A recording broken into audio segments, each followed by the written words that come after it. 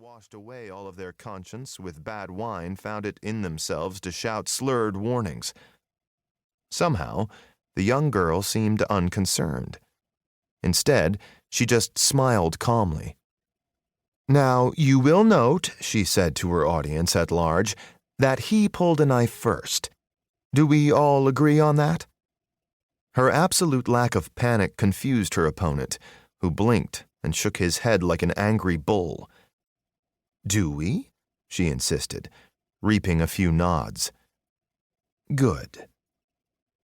The daggers were not there, and then they were, like her hands had just suddenly grown them. "That means this is self-defense." The big man with the knife seemed suddenly somewhat less certain of himself.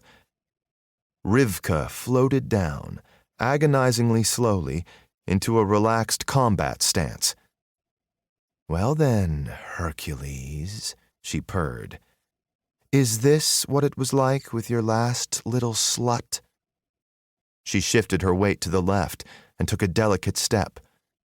The mass of bodies shifted with her, as if the taverna full of fighting men had suddenly realized that someone had left a bag of snakes in its midst. "Was this what you expected?" Her voice rose and cut and sliced its way through the crowd. "Was this what you wanted?"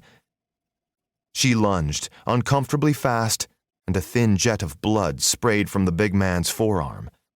He yowled, clumsily switching his knife to the left hand and clutching his right arm to his side. She smiled. "No?"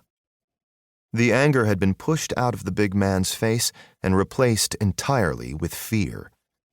Opposite him, the girl who had only moments ago presented herself as easy prey looked barely human, and mostly like an avenging demon from the netherworld.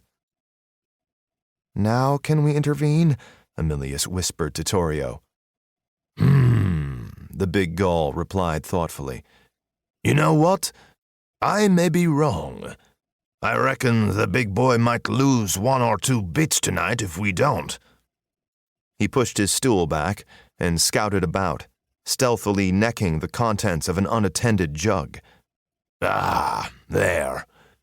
He snatched a big wooden plate off a nearby table and started pushing his way towards the circle of combatants, forcing Aemilius to move fast to follow him.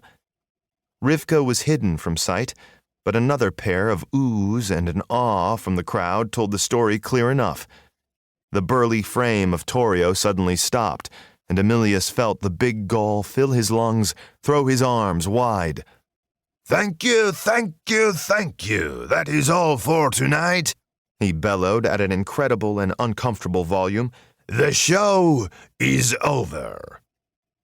Easily louder than any 5 men in the cramped space, the sheer force of his voice made those near to him wince and back off as he marched into the circle, completely ignoring the brute with the knife. Judging by the state of him, the man posed little threat to anyone anymore. Blood was running freely from a nasty gash on his cheek, and his right arm was now clutched firmly to his side, fingers hanging limply. "We'll take the murder kitten home with us and feed her and scratch her behind the ear. Ow!" The stool clattered off his leg, and Rivka snarled at him. "Piss off." Behind the big Gaul, the bleeding man was being swiftly and none too gently helped to a seat by his friends. A bucket with rags to dress his wounds had appeared from somewhere, and Aemilius found himself wondering whether this was the kind of establishment that had one of those at the ready just in case. "A new challenger!" someone hollered. "Well padded, too. Come on then, Lardy, give her a fight." Torio bowed graciously, ignoring the apparent threat of Rivka. "I will do no such thing. This is my stepdaughter, adopted by my dear departed wife, and I love her, even though she has the temper of a bitch in a rosebush." Rivka glowered at him. "Where were you when the bastard was grabbing my ass?"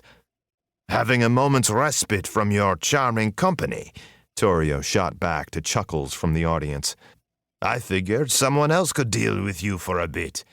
I didn't expect you to gather so much attention." There was just the lightest emphasis.